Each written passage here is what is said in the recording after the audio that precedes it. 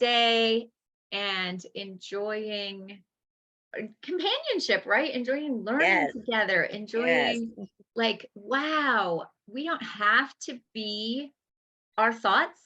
You mean we can notice them, we can adjust. What? Like, I yeah, didn't realize that. I thought if something popped in my mind, that was me.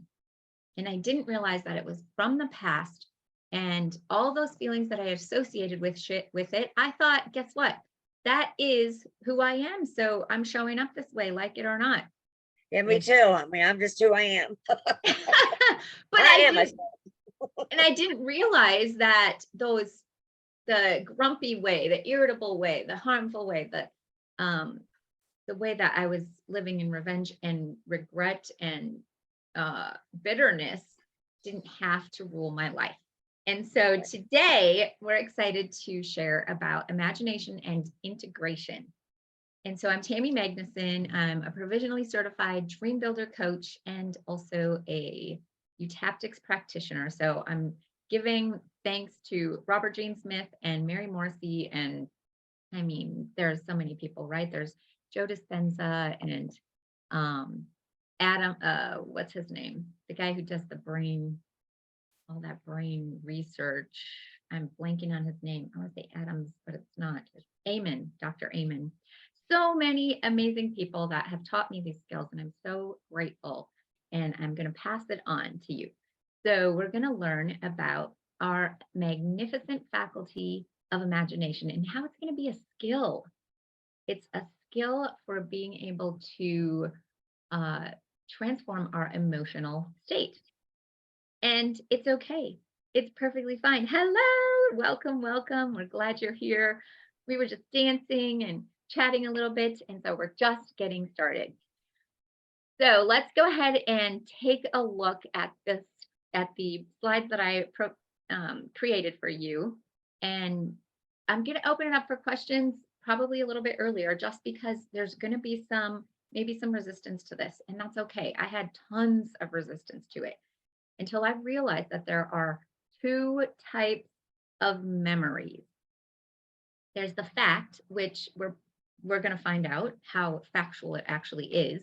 And then there's the memory that kind of runs our emotional programs and how our subconscious can do that for us. So, yes, ladies, welcome, welcome. Thank you for showing up. And let's just show my screen here. I get over here. All right. The Love Your Enemy Challenge, because we are not the ladies that are going to go for the little the little fluffy stuff. We're going to get in deep, right? We want the goods, we want the deep stuff. We want to understand ourselves. We want to know, like I did, what's wrong with me. And I just want to reiterate, there's absolutely nothing wrong with you. You are not broken. You just learned a pattern, and that pattern is repeated. And it worked at a time in your life. It worked when you were little, and then it quit working. It didn't work to provide your dreams. It didn't work to provide great relationships. It didn't work to provide uh, meaningful vocation and expression of your gifts to the world. And so now we're adjusting it. We're learning something about ourselves that works for us. When we know what to do for ourselves, then that's all we need. What do I need to do right now to shift this for me? And we can do that. So let's start out with that right now. Let's start out with getting into that grateful state, like knowing that we can generate a state. Let's do that first. So just go ahead and take a deep breath in through your nose and out through your mouth like a straw. I like to close my eyes because I can feel my body more. And I start to appreciate everything that it's doing for me as I'm breathing, all the oxygen going into my blood vessels, going into my organs, feeding my body, all the blood surging through my body, providing nutrients. So much to be grateful for. And the very next thing, this is a very good pause to our sympathetic nervous system. And now we talk about what we're grateful for. Like, what do we have to be grateful for? This is a great refocus. So go ahead and share if you'd like to share anything that you're grateful for that's going on in your life right now. I'm grateful for rain because I love green. And Wisconsin's just starting to get green after a long, long winter of snow.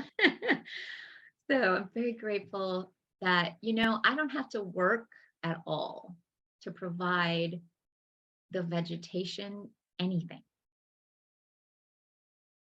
The water formed in the sky and poured into the earth and provided vegetation, plants, food, trees, grass. Wow, so grateful.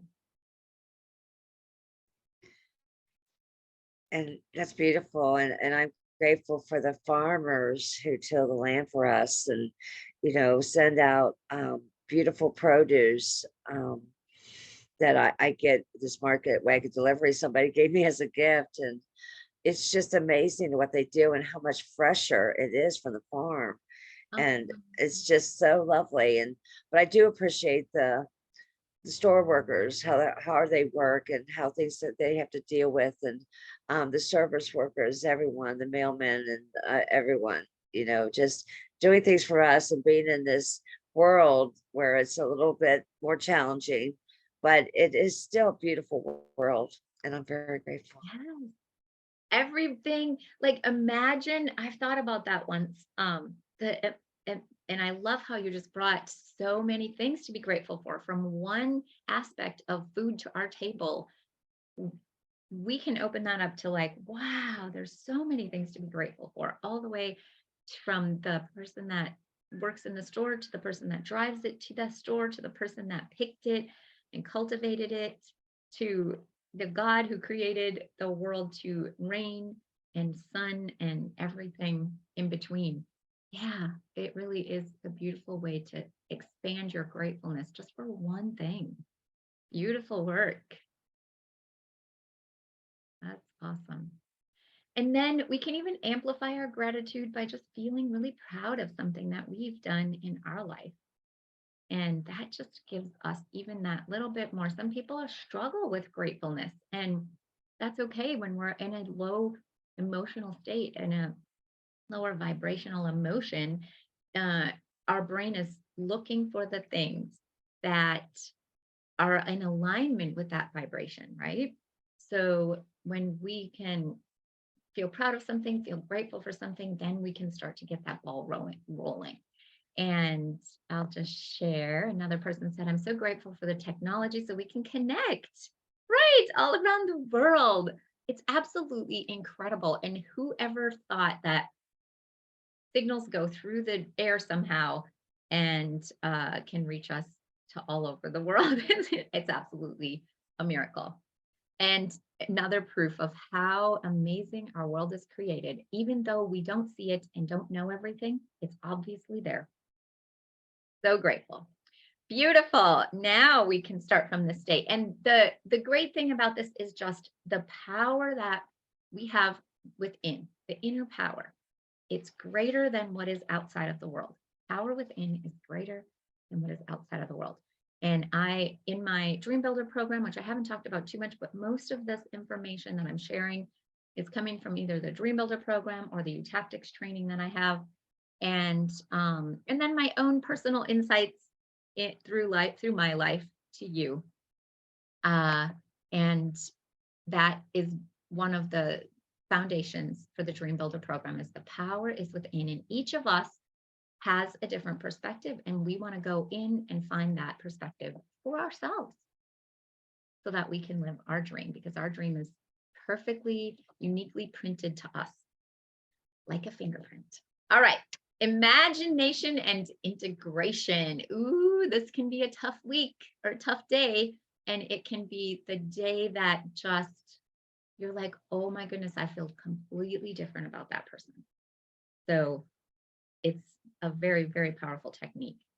Our subconscious believes anything that we think about, real or present or past or future or fake, and even nonsense. our subconscious believes it. So the way that we know that is like if we walked outside and there was a string on the ground and we thought it was a snake, it's not a snake, right?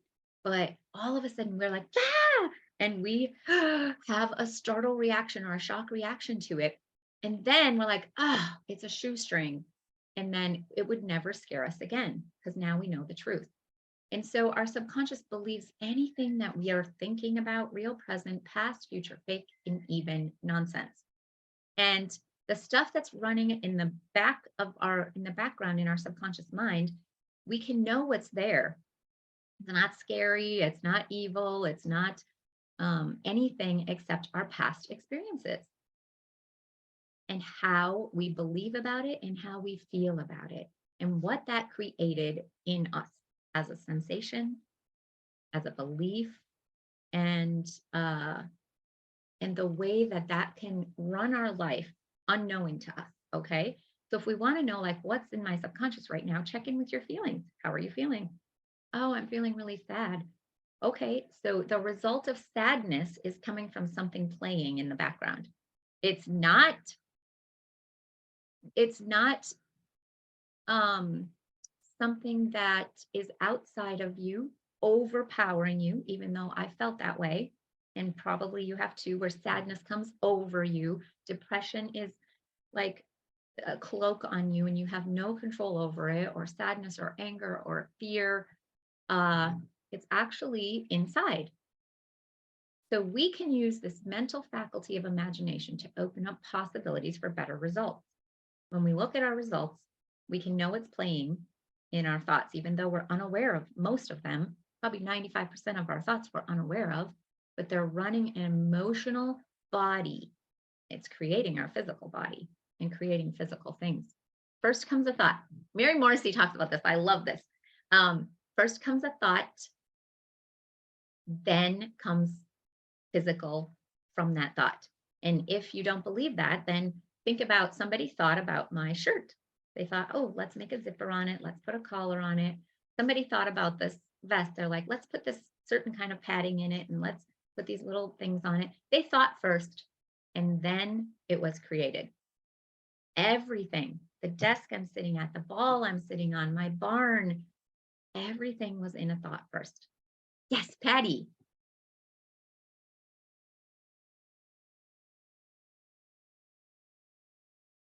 Sorry. Yes, the first thought that I thought of was I'm just so grateful I'm here through the miracle of doctors and nurses. I felt like I was dying with my congestive heart failure and the other things I was going through. And then now it's like I could come on this meeting and breathe because breath, I didn't have it. And I thought that this was it. And I felt all my past loved ones that had passed away. And I even saw my father and he said, "You're not ready yet." And it's just the integration of getting the imaginations of being here with all this, like you're saying, the desk and Helio with the the computer and everything. And just what a grateful realization, and opening it up that I was in this um cocoon, and now I just feel like it's opening up and that I'm starting to fly again. Yay! Yes. Yes. And our body is a feedback, isn't it? Our body's a feedback mechanism. When it starts to break down, we can know, like, oh, what am, I'm worried about this, or I'm afraid of this, or I heard somebody say this, or the doctors are telling me this. And we look at those conditions in our life and we believe it. And then our body is the result of that. Yeah. So we can really change that. I'm so proud of you and so happy for you. What a beautiful thing to have happen. So, are we open to the possibility for better results? Because this is going to be a little confrontational, and that's okay. Because if you've been doing it one way over and over, and it's not working, then sometimes we do need to take a look at it, and it feels very uncomfortable. It's not the way we learned it, right? And sometimes I probably am one of the most stubborn people in the world. And up until now, I was the most stubborn person. And I love the flexibility of like, ooh, I wonder what truth there is in that. So if you would be willing to open up that maybe what you've been doing isn't working as great, and maybe there's another way. This could be what you're looking for. So what happened in the past is actually totally over. And when I talk to someone, they'll be like, well, no, it's not because she just said this to me. When did she say it? Well, yesterday or 5 days ago or 10 minutes ago or 2 seconds ago.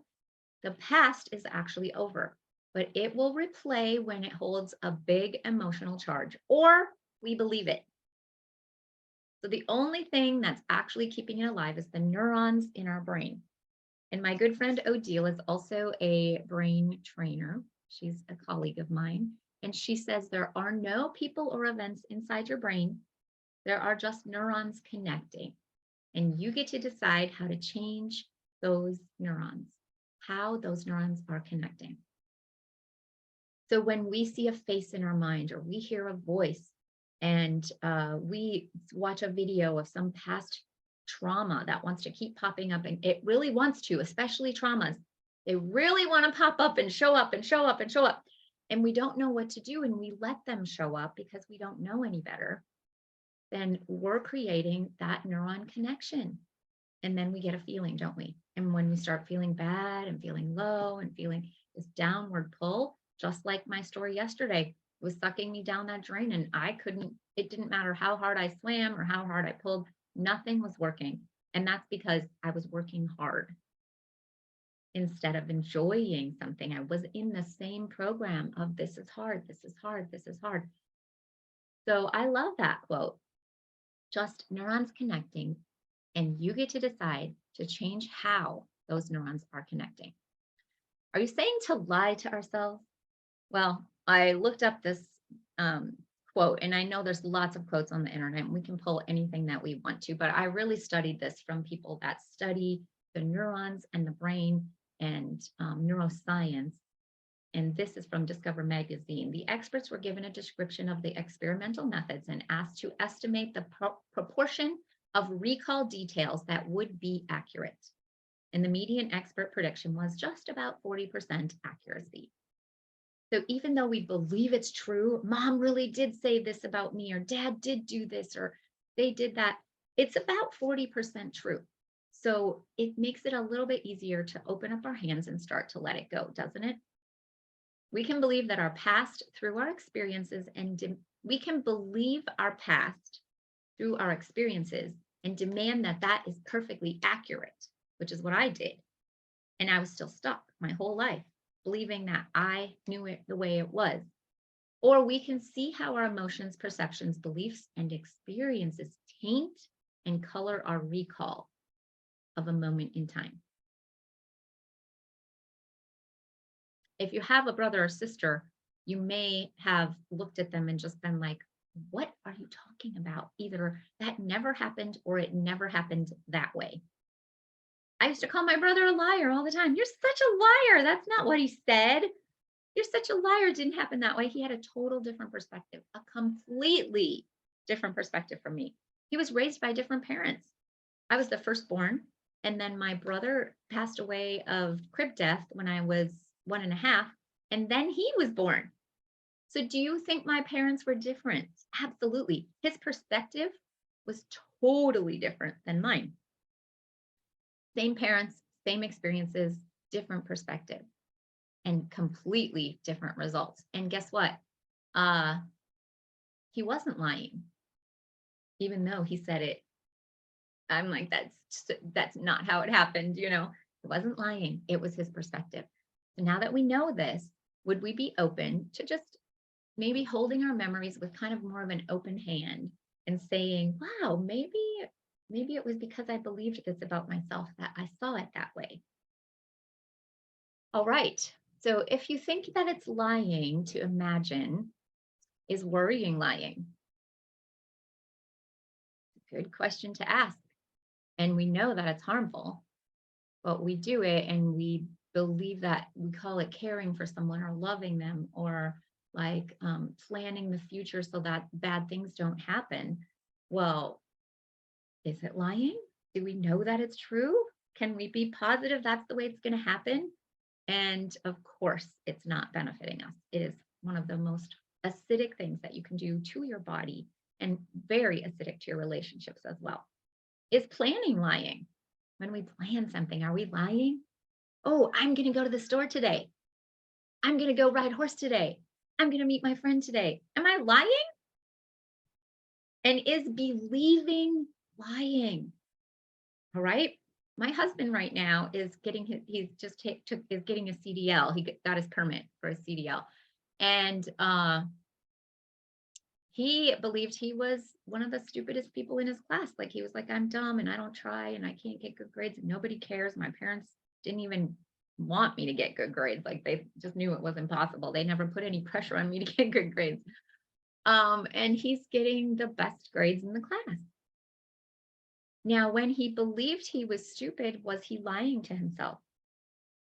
Yeah, he sure was. So we lie to ourselves all the time.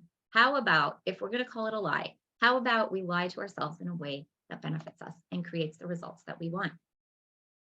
So our beliefs are directly linked to negative childhood experiences or memories. I mean, they're also linked to positive experience and memories, but the limiting beliefs are directly linked. Sorry, a belief is linked to a memory, but a limiting belief is directly linked to negative childhood experiences or memories. When mom is yelling at us and saying, can't you do this right? Who am I? Stupid, unworthy, not good enough, incapable. Is that true just because she said that? No. Let's cancel out that memory of mom yelling and have her yell something excited to us. What would we rather hear? What would we love to hear? And this is where you might go, but I can't really have my mom saying that because that's a lie. Well, remember everything I just told you. Okay. And maybe, just maybe, your mom did say it to you. You just forgot. We forget things all the time. We remember the negative stuff that really made an impact or that we already believed it. When I,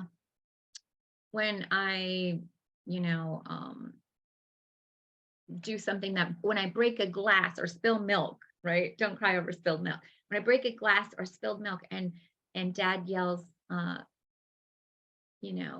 it off. Well, you're not even thinking or something like that. Who am I? I'm thoughtless, I'm careless, I'm incapable, I'm unworthy, I'm not good enough. So no wonder why we grow up believing this, because our parents made mistakes. Of course they did. But the fact that we believe something from their mistake is not true.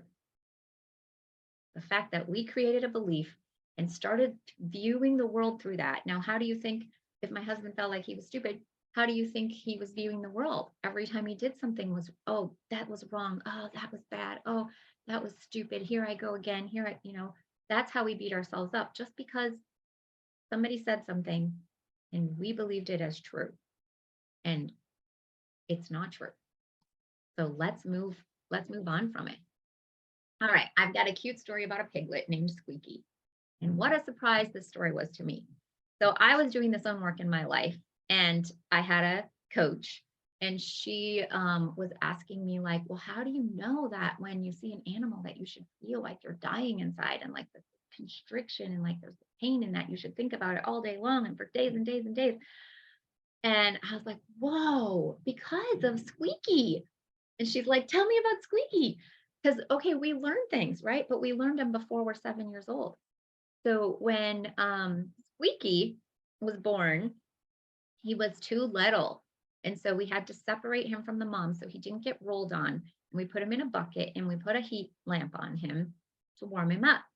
And he was shivering. So I lowered the heat lamp and my dad was there. And he said, oh, don't lower the heat lamp. That would be too hot for Squeaky. And I said, but he's shivering. Dad said, I know, but it's set perfectly for Squeaky. So I said, okay. And when dad left, I lowered the heat lamp And that night when I got home, Dad said, "Look what you've done." Squeaky died. So I was working with this memory and I'm like, okay, this is a powerful memory that I'm responsible for everything's life. Can you see why my life would be pretty miserable? I'm responsible for life itself. I killed something. And so I did the healing work around it, and the little pig's flying around me, happy as can be and healthy. And I'm imagining this beautiful, image of me coming home and this little pig coming up to flying up to me and saying, "Let's go play." And I'm like, "Yay!" And so this is what I did with my imagination. I made this beautiful memory out of something bad. Then I went and talked to my dad about it because I was like, man, I didn't know that. I was like, hurting myself all day long when I'd see a dead animal besides the road, or if one of my animals would pass away, or if this or this or this happened. And I started noticing it more and more and more. And my body was shutting down. I was having hip problems and knee problems, and I needed total knee replacement, and all kinds of awful things were happening to my physical body. But guess what? Through this work, I foregoed the total knee replacement. I walk fine, I exercise, and I do everything.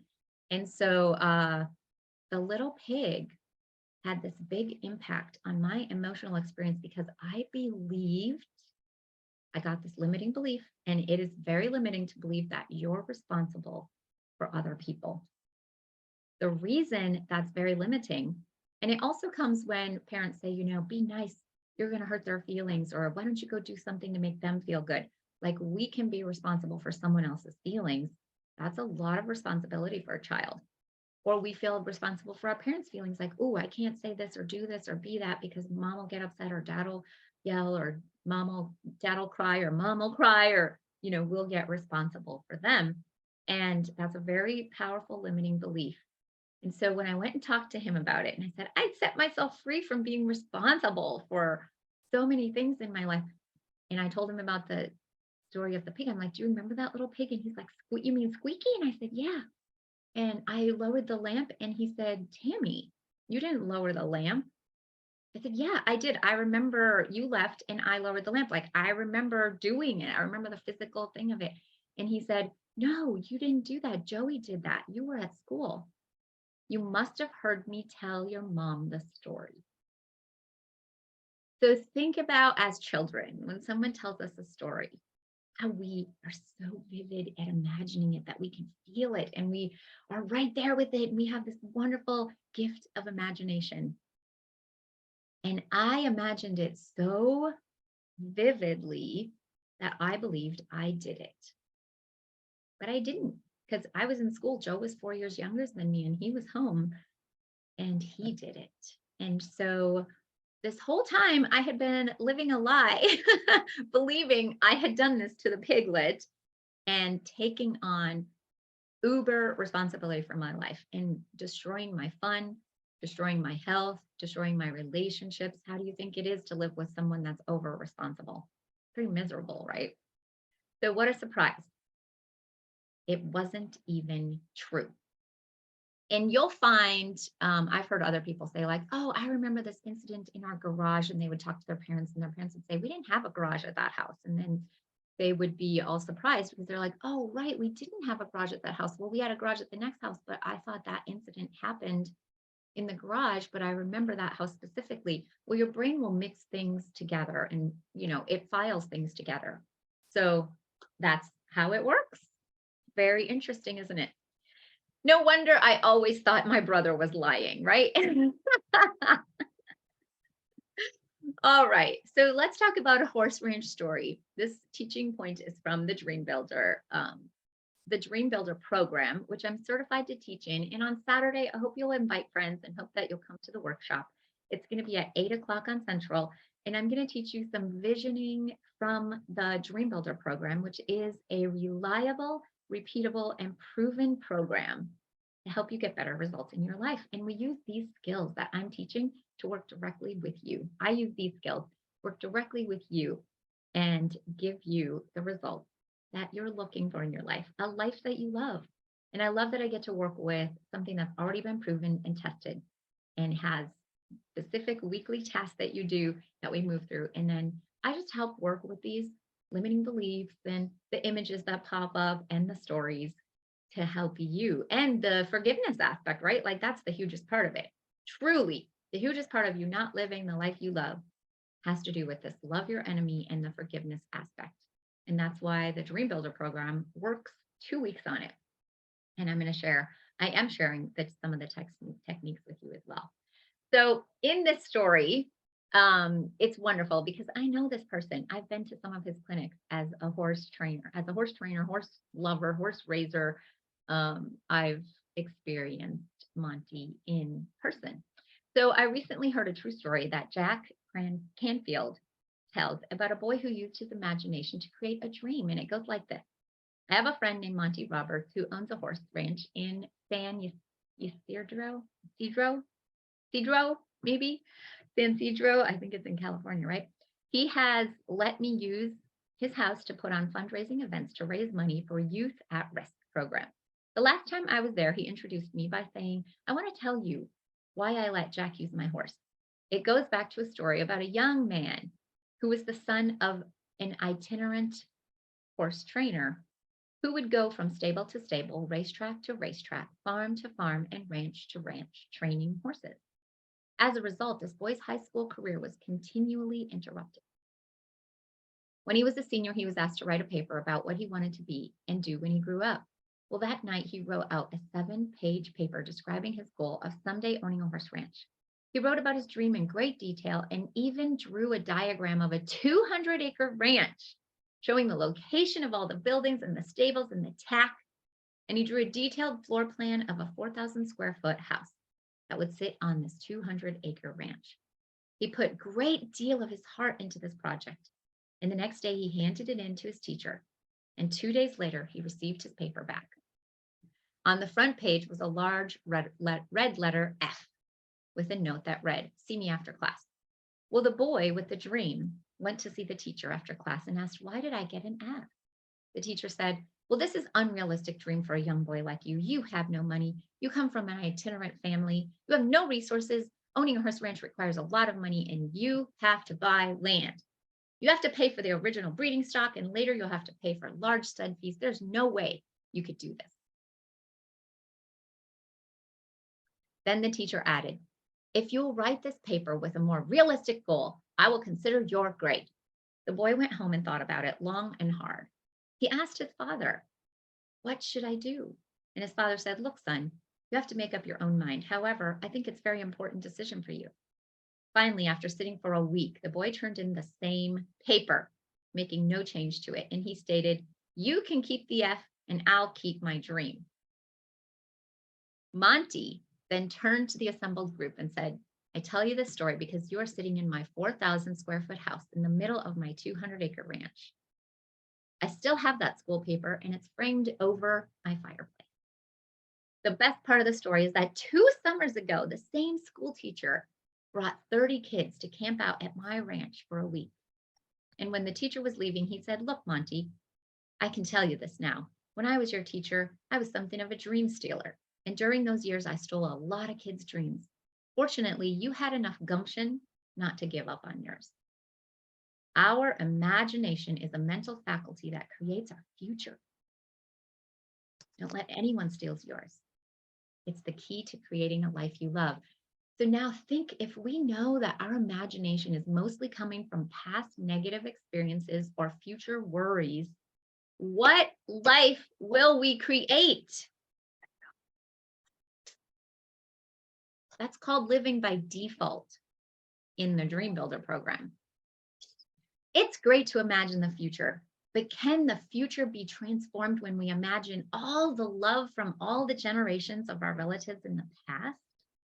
Is it easier to create a future when we've removed those negative memories, those blocks that are stopping us from believing we can? Those limiting beliefs that are stopping us from our experiences we've had in our life? Can we have automatic transformation when our relatives are skilled in love and vocation and money and time and health and wellness? If we were raised with that kind of skill, would we feel better automatically? Would we feel more confident? Would we feel more capable and important? Of course. The answer is of course. If mom and dad were always loving, if grandma and grandpa were wealthy and capable of providing for us anything we wanted, if great grandma and grandpa came into this country as grateful for everything given to them, or into your country, or were country icons for creating an impact in their country, would life be different for us now? We know that if those experiences happened, we would be a different person. We could say, well, yeah, the prince has it perfect. Of course, he's going to have everything he wants. Okay. So what can we do with our imagination to to give us that implicit feeling that of course I have that. Of course I have that because of my past. We're making excuses from our past, aren't we? So what if our past made the excuse for living a dream we love? So let's repattern and reinstall. It's time to update. So I want to give you another skill, and it's called a pause button. When we have an emotional state happening, that is a direct link to our subconscious thought, and we might not be aware of it, but we can check in and say, ooh, that feels really sad, or that feels really bad, or oh my goodness, I feel responsible for that. This is what I was dealing with, right? I feel responsible. And then I would constrict myself, and then I would start pushing and fighting and trying to make things go my way just so that something didn't die or become miserable, right? I was in the world of fixing and saving everybody. And so when I have that feeling, pause. Just push the pause button and refocus yourself to present. Say those magic words up until now. So when you have that feeling and you go back and you say, well, of course I feel this way. I was cheated on. Well, of course I feel this way. My dad punished me. Well, of course I feel this way. Mom yelled at me. Pause. Up until now, we're going to open up a new possibility. We're going to do what we can with what we have. And we always have way more than we recognize. So once we've paused, once we've breathed, once we've realized that that's the past program running in the background, what's one step I can take to serve my dream? Now we can start to direct our brain.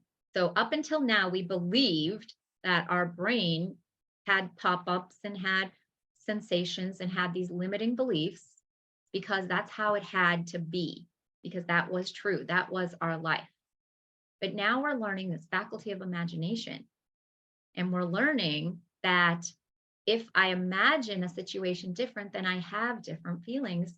And then I believe something different. And then guess what? It's easier to be that person, to step into who is that person that doesn't have these bad experiences. Again, asking the question, who am I?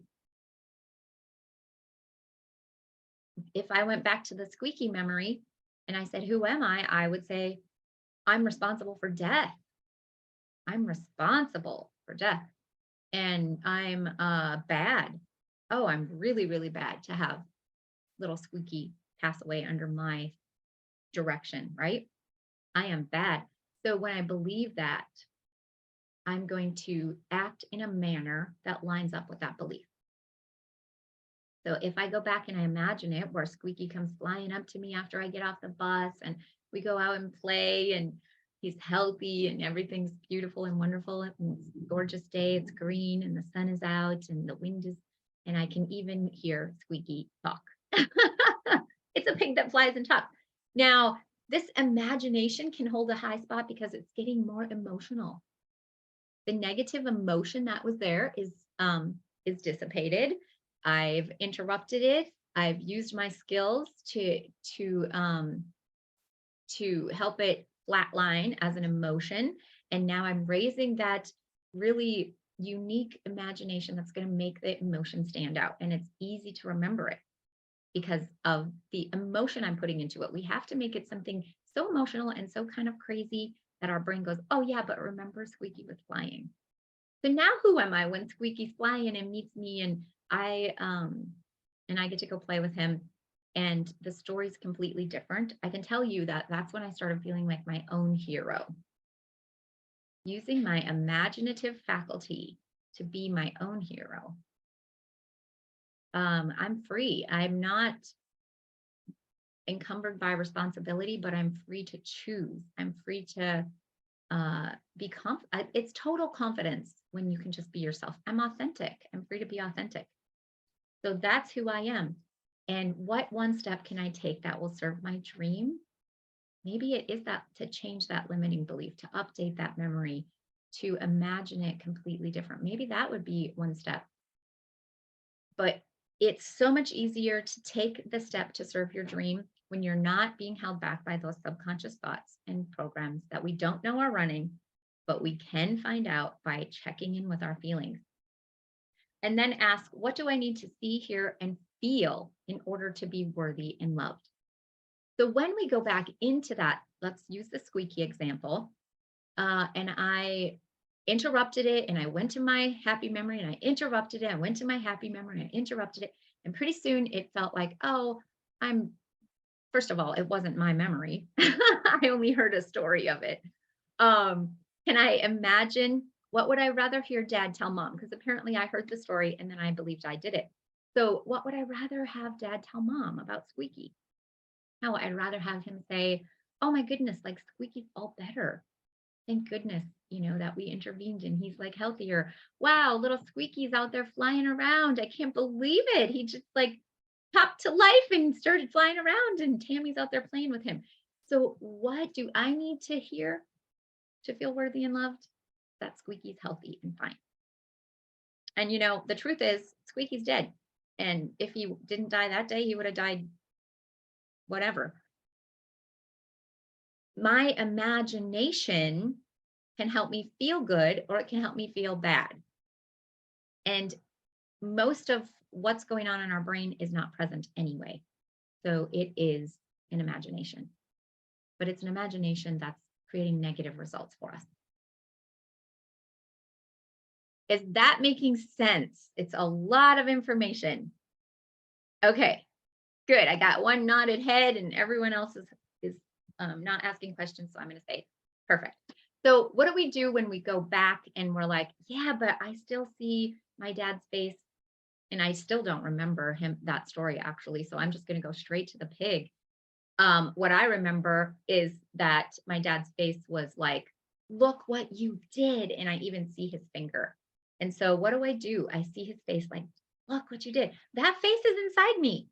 That's the neurons. Remember at the beginning when I was talking about all that's inside our brain are connecting neurons. And the way that they're connecting is up to us. We can change that. So when I look at his face and I see that pointing finger and I'm accused, that's my time to pause, interrupt it. Up until now, right? That's my time to tap or sing or dance and then direct myself to my whale and feel good. And then go back and notice his face.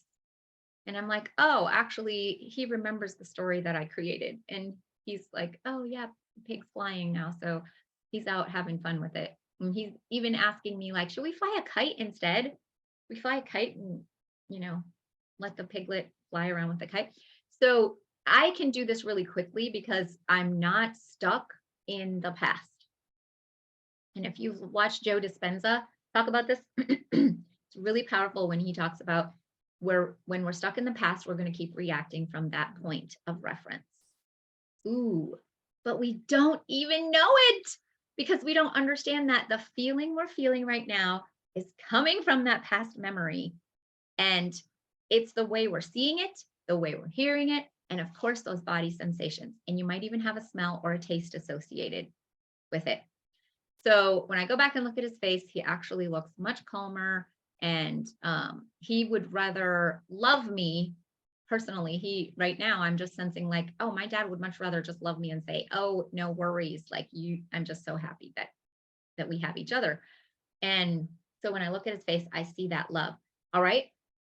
So, but if I didn't, then what I could do is I could go back and I could pretend I'm dad, because I am. Like, my dad could literally be dead, and I would not have uh any okay. So my dad could be dead and I would still be seeing him in this moment, in this memory, right? So it's inside my head. So I can step into his space and say, what does dad feel? What does he see? What does he think? And then I can look at him, or then from his point of view, I can look at me and I can find a limiting belief. I use him to create my own limiting belief, don't I? So when I pretend I'm him, what do I notice? And then if it's negative or not in the direction of my dream, I'm going to interrupt it. I'm going to pause. I'm going to sing, dance, skip, tap, jump, whatever is going to help that to change.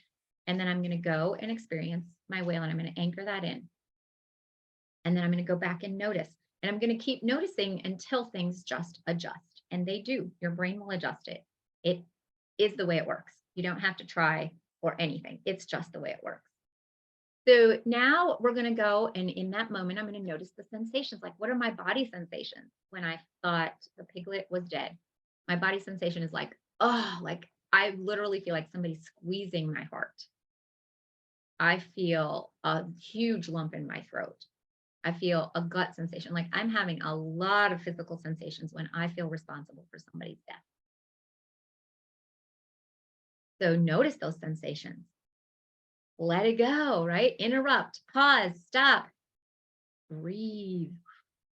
Take a deep breath in, breathe it out. Take a deep breath in. Whatever interruptions are working for you, use those. You know yourself. You should by now have found like several interruptions that work. And if not, experiment. It's okay. You're just an experiment. That's all you are. Experiment with what works for you. So interrupt it and feel good. Go back and notice the sensations. Oh, that could feel like actually when someone hugs me, that pressure on my heart. Interrupt it, feel good, go back and notice sensations. Oh, those could be like butterflies in my stomach.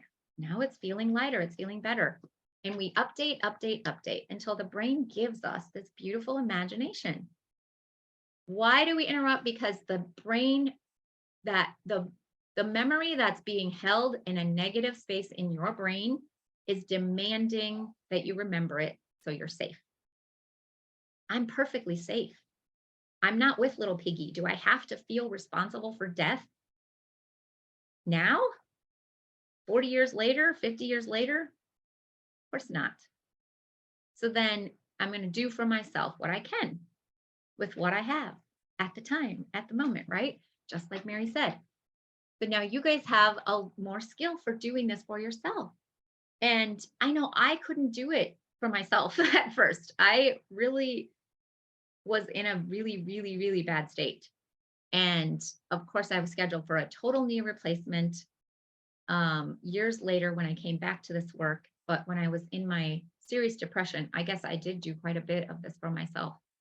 I think I reached out to a couple people, but that just knowing this helped me so much.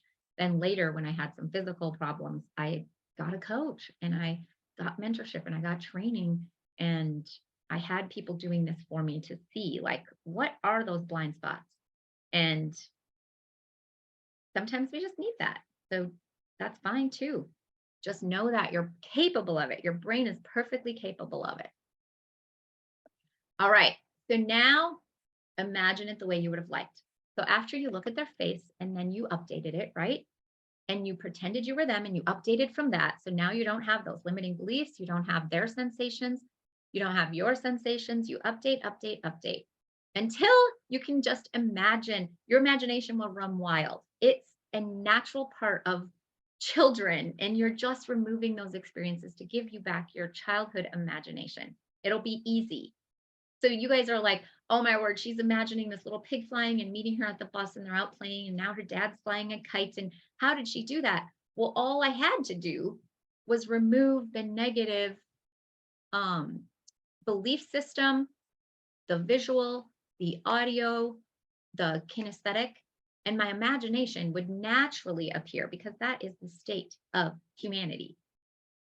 That's the natural state. The natural state is love. The natural state is imagination. The natural state is fuller expression for growth. So be nice to yourself inside your own head. All right.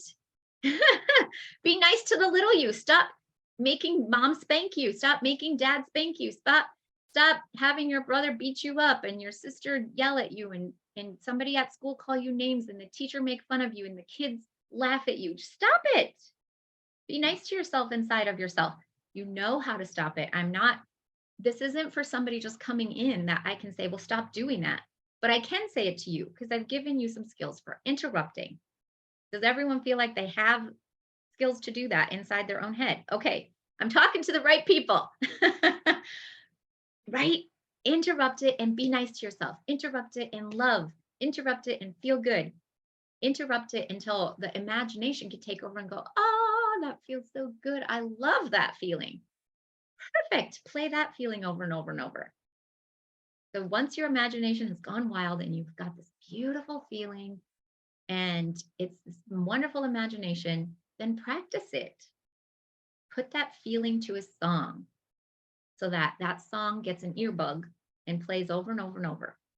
Those images and videos playing in our mind are where we create our self-image from. So now you know what's wrong with you. It's not you at all. It's just you holding all these things that happened. And the most negative ones are standing out the most. My brother had an amazing imagination. So he, one time we went to a gas station and him and I were both sleeping in the back seat. And my mom went to the bathroom and my dad was filling up gas. And I don't know if my dad was talking to someone or what. My brother got out of the car and went in to go to the bathroom too. So my mom was in the bathroom when my brother went in. My dad was talking to someone and I was sleeping. So nobody knew that Joe got out of the car. And we get home and mom's like, where's Joe? Like, how does this happen? You have two kids sleeping in the background and now one is missing. And, so all they could think is like, oh my word, he must have got out at the gas station, and they're blaming each other. Like, how could you have not seen? How did you not know? How come nobody checked? And they were even telling me like, how did you not? I'm like, I was sleeping. So we get back to the gas station and Joe's in there talking. He had so much confidence. I'm telling you, the kid was totally different than me. I was like this very shy inward child, just stand in the corner, make sure nobody sees me because I'll be in trouble. And he's like this flamboyant, outgoing, very gregarious, imaginative child. The only things I could imagine were how not to get in trouble. But him, he had this glorious imagination. So of course I told the story earlier, but so I'm the firstborn, and then my brother Daniel passed away when I was 1.5 years old, and then Joe was born. So my parents were totally different people raising him. Of course they were. But from my childhood, him and I just saw things totally different. But he had this great imagination. So he's in there talking to the guy, and we walk in to get him, and we're like, Joe, we didn't know where you were. And he's like, what? I was talking to this guy. He didn't even care. He had no worries. I don't think he ever worried a day of his life, unlike me, right? I worried for him. And up until now, that was me. And it's so different now. I've taken on a lot of my brother's temperament. And now that he's passed away, in honor of him and in honor of updating all my memories to be loving with him and fun and imaginative with him as well. So the guy is like, oh my goodness, you guys went and swam with wild dolphins and a wild dolphin saved him? Like, I can't believe this. This is incredible. And my parents are like, oh, Joe. He was telling him the story, but my brother believed his imagination. He had an imaginary friend. Like, his imagination went wild because that's our nature, to have beautiful imaginations that work for us to build our dreams. And so do that for yourself. The little girl in you really wants to have this side of you come out. So we're going to integrate and make peace with that enemy. Maybe you've had some changes with the story about your enemy. Maybe you've had some changes about the way you feel towards your enemy. Maybe you're able to find a bunch of gratefulness for your enemy that you couldn't find before. But inner peace actually exists when there's harmony and love in every memory. Isn't that the truth? Inner peace exists because if my mom is in my head yelling and my pig is in my head dying and my dad's in my head blaming me, how can I have inner peace? All of those people are inside of me. It's impossible. So to get harmony and love in your memories, you're going to want to invite that enemy over for a hug, but you can't do it until they're smiling and they're happy and they're loving. So if you haven't gotten to that point yet, then don't do this part. But for me, one of my inner enemies was the pig because it died. How dare it die? And sometimes that happens with death. We get angry at God, at the person, at the event, at the person that maybe was the cause of the death. But for me, I can invite my little pig over for a hug because I know that I imagine him smiling and squeaking and talking and flying. And so when I invite that pig over for a hug and you invite your enemy over for a hug, you need to be sure that all of the references are clear and joyful, peaceful, and in harmony with love. Okay. And then I'm going to tell that little pig, I could say this about my dad because, I felt him blaming. It doesn't really matter. They're all happy right now. They're all feeling this joy to go out and fly a kite and to just be so grateful that we're together. So I'm going to ask them, I'm going to tell them what I need to hear. And sometimes this is people want to say, I'm sorry, or, oh, I wish this had never happened. That is not, you're not ready to integrate at that point. All right. So just go back and update some more memories. You're not ready to integrate until you can hear what you need to hear. What did I need to hear? I love you. What do I need to hear? You're so fun. What do I need to hear? You're the most important thing to me. It would be easy for me to go into this, what my mind wants to do. Right now, I'm just kind of showing you guys, like my mind wants to say, you're not responsible for death. Well, instead of saying that to myself, I say, you're the most important to me. You're the most important person to me. My mind wants to say, it's not your fault. Instead, I'm going to change that to, you're free to play. You're good. You are good. I needed to hear that when I was feeling bad and responsible. You are good. So does this affirmation feel more real to me than just saying, I'm good enough, I'm good enough, I'm good enough, and fighting that subconscious memory that's telling me, no, you're not. Don't you remember? You killed a pig. There's no way I could feel good when I have that memory. That's in my brain running my program. But if I see the pig fly and dad's happy and he's flying a kite and he's loving towards me, how easy is it for me to tell them what I need to hear? You're good. And then I know what my dad's voice sounds like. I can imagine him telling me in his voice. I've heard him say lots of things, thousands, billions of things, right? So I listen to his voice and I hear him say, you're good. I love you. You're more important than anything. And I squeeze him into my heart. I hug him, I squeeze him into my heart. And I know that these words are going to make a massive difference for me. And now my subconscious is referencing from a different point. You are worth letting go of the past and believing you are loved. I don't care what's happened to you, especially if it wasn't your fault. And it never is, because we all have our own excuses of why we are the way we are. That excuse is holding you back. That excuse is your enemy. That memory of what's holding you back is your enemy. And anyone, any sensation, any face, any words, Any visuals, whether they're just a clip of a picture or a whole entire video, are the enemy, worth letting go of, so that you can believe you're loved. And can you believe you're loved when you are loved in the past? Would that be much easier? Good. All right. This is really, really deep stuff. I hope that it's transformative for you uh,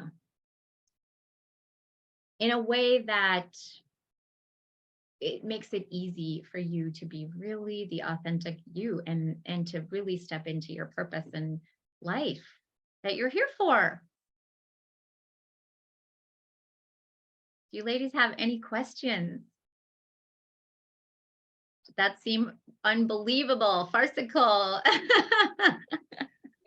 I just want to thank you. If I could share real quick, one of the things my father, I actually, when we were younger, it was very good, and then other things happened, but that's another story. But I just remember the memory of when me and my sister, he told us to be quiet because we were watching TV and he wanted to hear it. So we left, but it was at nighttime. When we came back, boy, he really lit into us. I mean, he slapped us. He never did that before, but I see how scared he was. And so then when I think about that, then I go back to the memory of when I was first starting out to be a medical secretary, and I was in the front office working, and my mom had to come in because she had some problems, and I was doing other things. I was kind of busy. I said, I'll be right with you, Dad. And he just looked at me. He's like, "You're amazing. My Oh, daughter's working in this." And it was just so beautiful. So that's a memory. So that's, yes, thank you.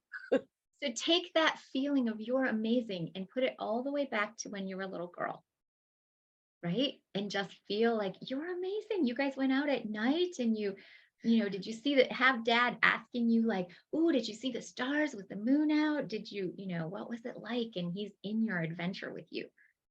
Would that be okay to do?